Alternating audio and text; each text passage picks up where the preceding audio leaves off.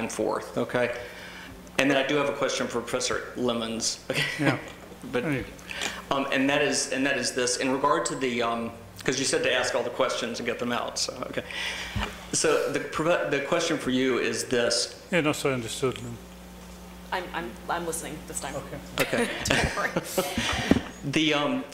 There have been some criticisms of transparency in clinicaltrials.gov and other clinical registries on the theory that somehow more is less. In other words, if we require pharmaceutical companies or academic researchers, because clinicaltrials.gov and these obligations apply to both pharma companies and to academic researchers doing NIH studies or other studies that are funded by government, there may be incentives if they are required to publish all of their results and adverse events. There may be perverse incentives to do trials in a way that minimizes adverse events and maximizes positive outcomes, which may end up with the situation in which we actually have there's an indirect, unintended consequence on the design of clinical trials so that they will yield, whatever happens, they will yield less useful information.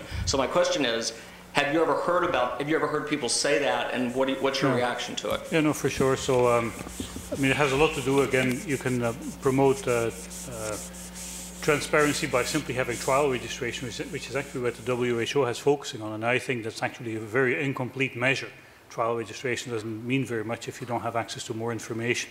So there is increasing, there are increasing suggestions, for example, to have the full protocol available as a document to scrutinize, where you could detect the kind of problems that you identify.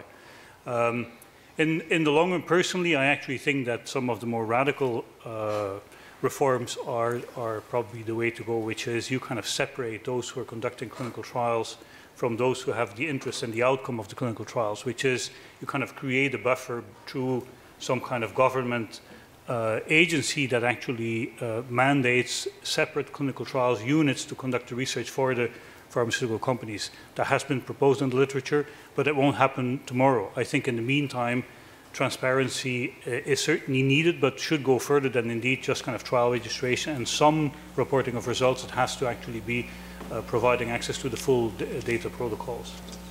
I do want to respond.